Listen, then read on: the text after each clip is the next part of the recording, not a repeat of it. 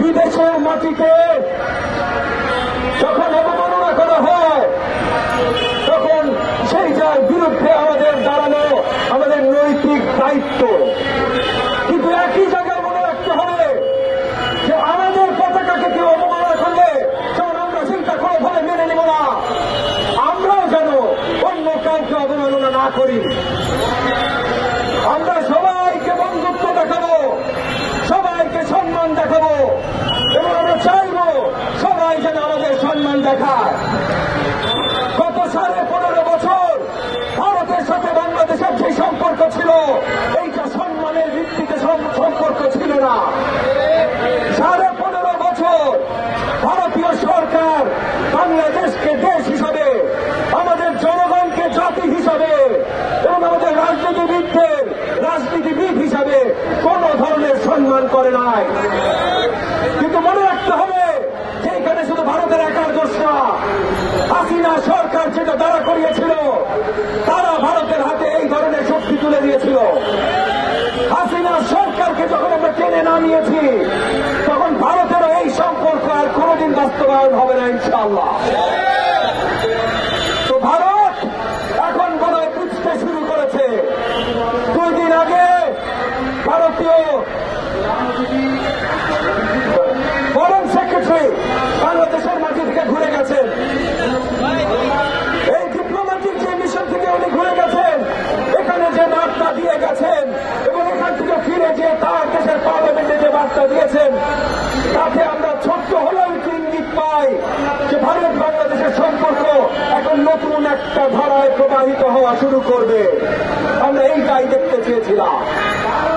গত 15.5 বছর ভারত কতটা অসম্মান আমাদেরকে করেছে, ভারতীয় গণমাধ্যম গত 4 মাস আমাদের বিরুদ্ধে কতটা মিথ্যাচার করেছে, সেইটার প্রতিশোধ নেওয়ার প্রয়োজন আমাদের নাই।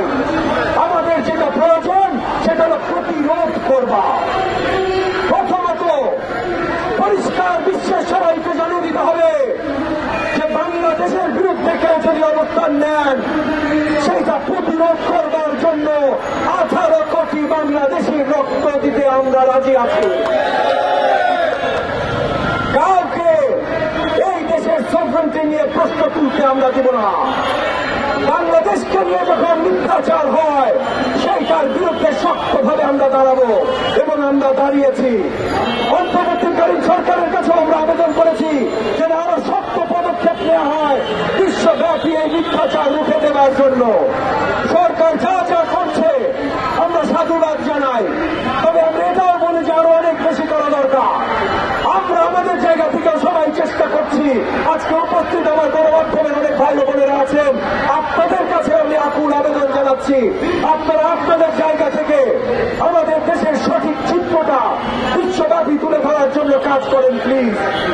বিশেষ করে বিদেশি ভাষায় পশ্চিমা দেশগুলোতে তুলে ধরাটা সবচেয়ে বেশি গুরুত্বপূর্ণ। এখন ভুলে গেলে চলবে না যে ভারতের মিডিয়া যেমন আমাদের বিরুদ্ধে কথা বলছে, বিজেপি সরকার যেমন আমাদের বিরুদ্ধে দাঁড়াতে চেষ্টা করছে, ভারতের জনগণ কিন্তু বিজেপি সরকার না।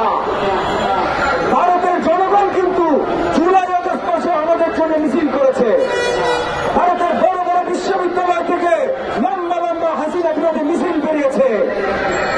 আমরা যেমন করেছি আমাদের সাথে সলিডারিটিতে ভারতের তরুণরাও করেছে। আজকে সেই তরুণদেরও জানানো প্রয়োজন যে এই যে মোদী সরকার যে মিথ্যাচার করছে এটা তাদের উপরেও আগামীতে নিপীড়ন করার জন্য মিথ্যাচার করছে। শুধু বাংলাদেশের বিরুদ্ধে না, কিন্তু বাংলাদেশের বিরুদ্ধে যখন ভারতের সরকার এবং হাসিনা নিপীড়ন করেছে তখন বাংলাদেশের জনগণের জন্য ভারতের যে তরুণরা রাস্তায় নেমেছে সেই তরুণদের দেখে মোদী সরকার ভয় পেয়ে গেছে। সেই তরুণদের দেখে মোদী সরকার ভয় পেয়ে গেছে যে হাসিনার বিরুদ্ধে যদি নেমে তরুণরা হাসিনাকে নামাইতে পারে তাহলে আমার বিরুদ্ধে তরুণরা নেমে আমাকেও নামাইতে পারে। তাইলে এই তরুণদেরকে এখন ভুল কিছু বুঝাইতে হবে।